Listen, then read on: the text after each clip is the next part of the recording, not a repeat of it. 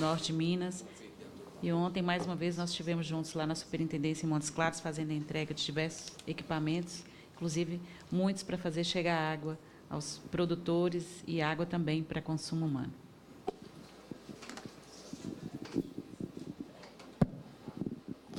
Boa tarde a todos. Deputada Raquel Muniz, eu gostaria de trazer o agradecimento do nosso presidente, doutor Avelino Neiva, e cumprimentando Vossa Excelência, gostaria de cumprimentar o deputado Adelmo, que aqui está, e os deputados que por aqui passaram também, o Laudívio Carvalho e o deputado Ademir Camilo, que acaba de regressar. Bom, é grande a nossa satisfação de estar aqui e gostaria de cumprimentar a todos os presentes. E nós viemos, deputada, em atendimento ao seu convite, à sua convocação, para apresentar alguns estudos que a Codevasf já tem e trazer esses estudos como uma proposta para que a gente aumente a disponibilidade hídrica no norte de Minas, principalmente no norte de Minas Gerais. Eu quero cumprimentar também o deputado Saraiva, que acabou de adentrar no recinto. Eu gostaria de, inicialmente, falar sobre o nosso programa, o programa da Codevasf de revitalização da Bacia do São Francisco. O programa de revitalização do São Francisco está em execução desde meados da década passada. Tudo bem. Desde meados da década passada, e ele tem como objetivo recuperar, conservar e preservar as bacias hidrográficas em situação de vulnerabilidade. Temos algumas ações já implantadas, e eu trouxe algumas fotografias aqui para comprovar a eficiência desse programa de revitalização. Os eixos das ações do programa de revitalização contemplam a proteção e recuperação de nascentes, o controle de processos erosivos e recuperação de áreas degradadas, educação ambiental e capacitação institucional, saneamento básico, coleta e tratamento de resíduos, apoio à produção sustentável, fiscalização ambiental integrada, unidades de conservação e ainda a criação de uma infraestrutura hídrica para uso múltiplos. Aí que nós vamos focar mais nessa questão da infraestrutura hídrica. São algumas fotografias da revitalização do São Francisco, onde nós vemos aí terraços, bacias de contenção de água de chuva e cercamento de nascentes. Temos aí também uma vereda, na foto à esquerda, uma vereda antes da revitalização e à direita uma vereda após a revitalização.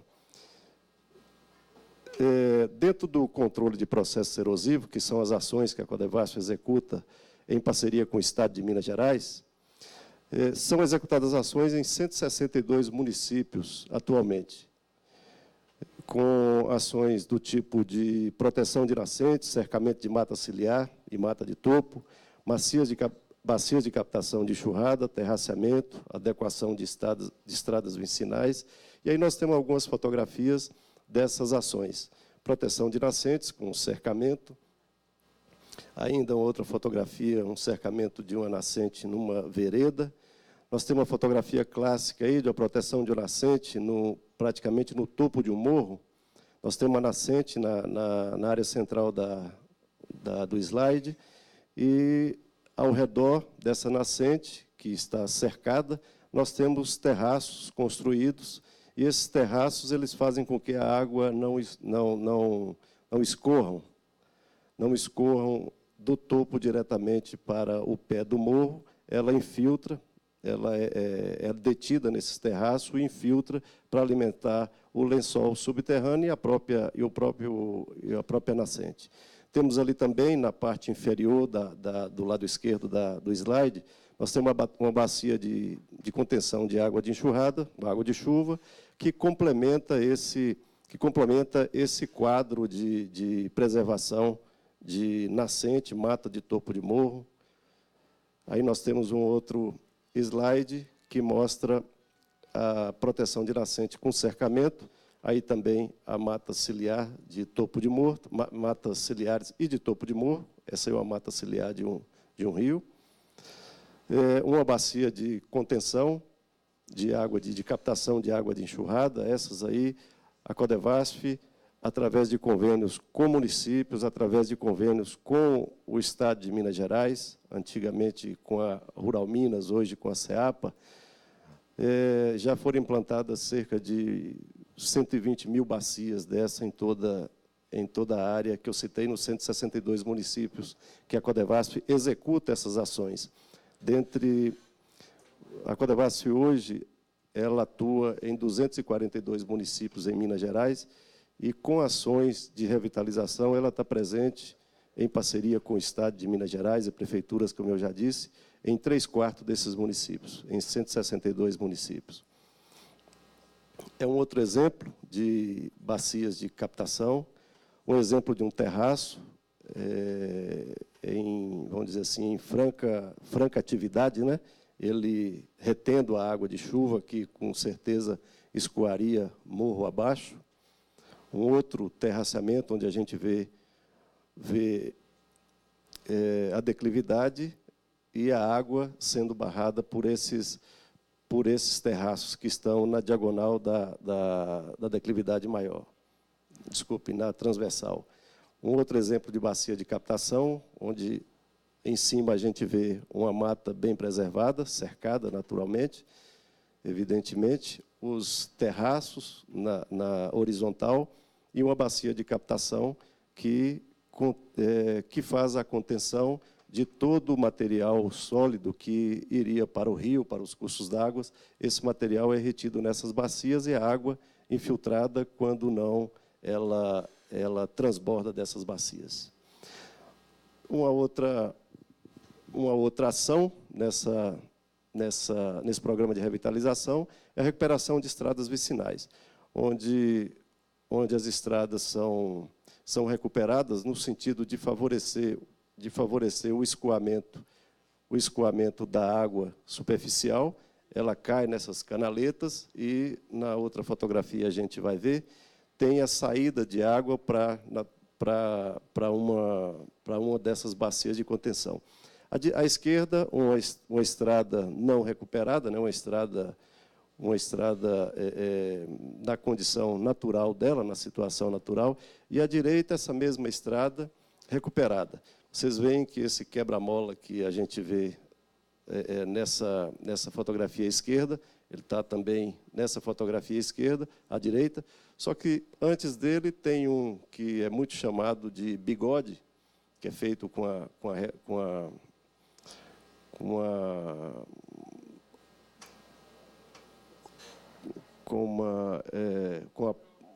patrol,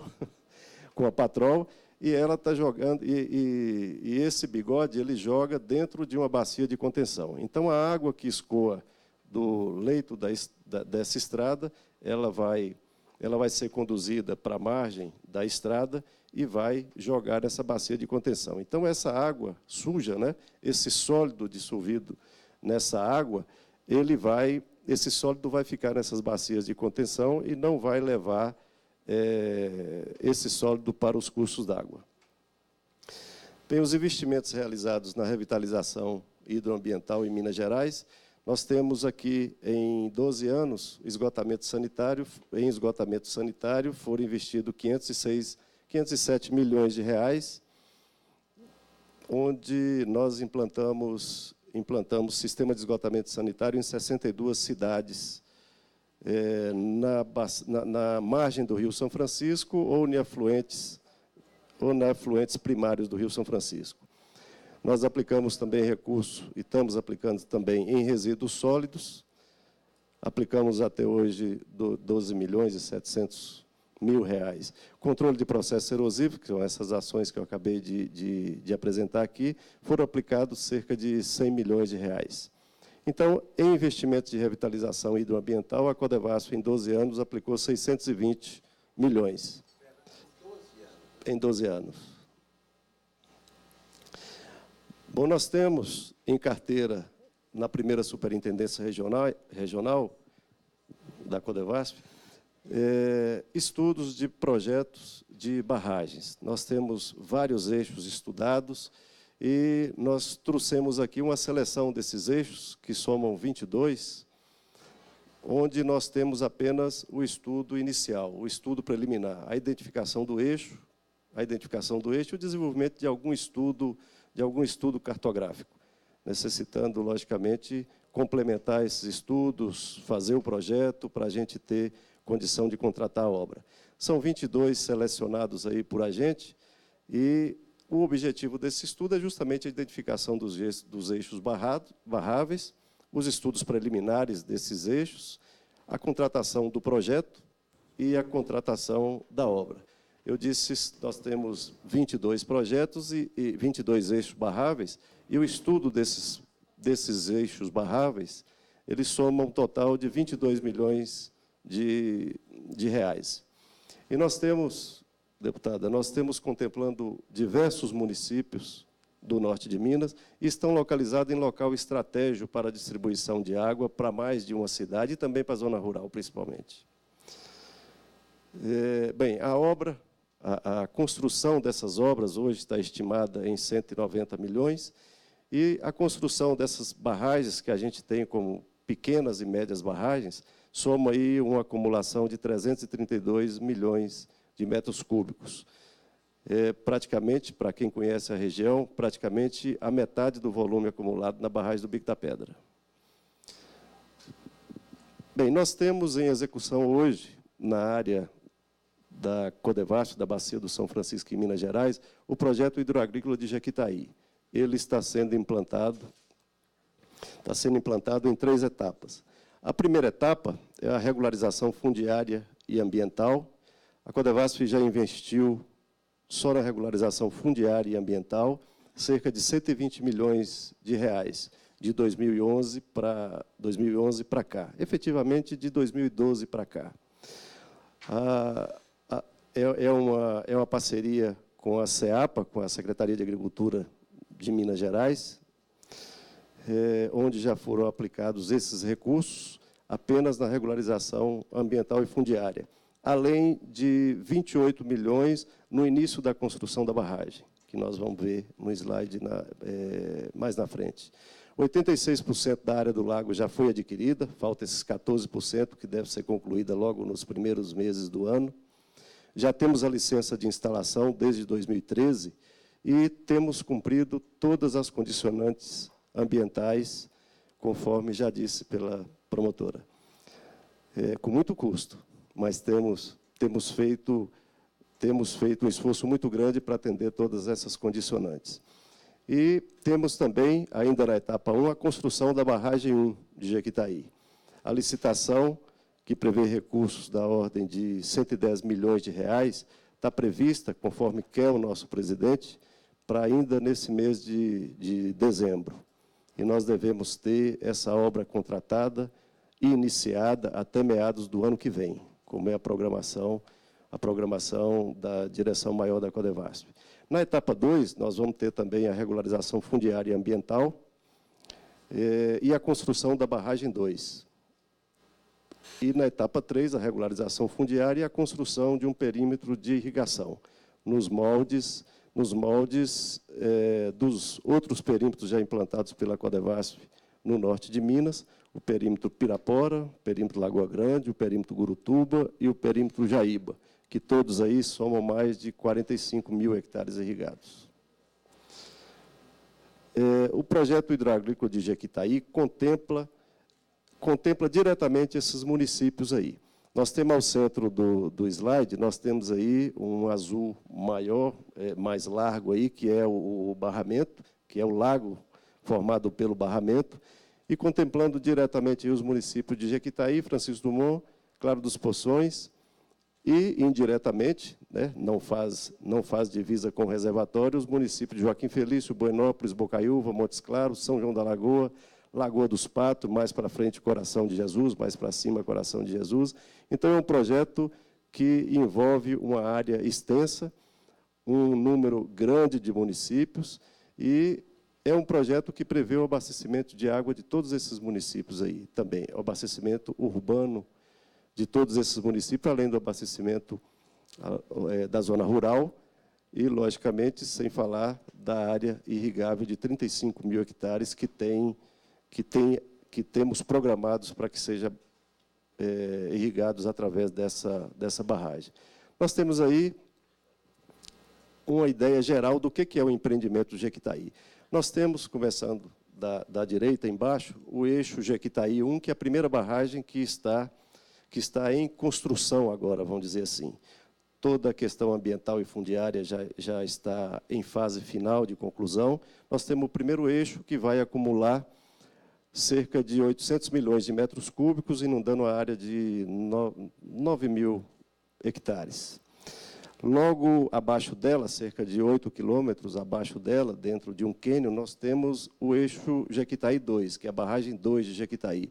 É uma barragem menor e é uma barragem que vai elevar o nível da água do rio para que a água seja distribuída em 2 canais, na margem direita, infelizmente aqui não dá para apontar, na margem direita e na margem esquerda do rio Jequitaí. Bom, a barragem 1, a barragem 2, como eu falei, aqui está a cidade de Jequitaí, aqui é o lago, a região do lago, e aqui saem os canais. Um canal aqui pela margem direita e um canal pela margem esquerda. E esses desenhos aqui são as áreas selecionadas para irrigar. Na margem direita do rio, o rio é um azul mais intenso aqui, que deságua no São Francisco. E aqui nós temos as áreas irrigáveis na margem esquerda e na margem direita. Para melhor localização, para quem conhece a região, aqui é a estrada, a BR-365, que vem de Montes Claros para Pirapora. Então, irriga tanto a margem direita quanto a margem esquerda dessa estrada. Essa é a concepção geral do projeto Jequitaí, que prevê a irrigação de 35 mil hectares. Hoje, como eu disse, nós já investimos cerca de 28 milhões na construção da barragem propriamente dita. Nós temos as escavações da margem direita e margem esquerda já praticamente concluída, cerca de 85% da escavação em rocha já foi concluída. Nós temos algumas obras já executadas, a montante da barragem, que vai ser afetada pelo lago, como esse bueiro aí, nós temos pontes, galerias, bueiros que estão sendo feitos para que não interrompa o tráfego nessas estradas que estão a montante da barragem. E aqui, essa fotografia embaixo à direita, mostrando algumas pequenas conexões que estão chegando lá, que já estão no canteiro de obra.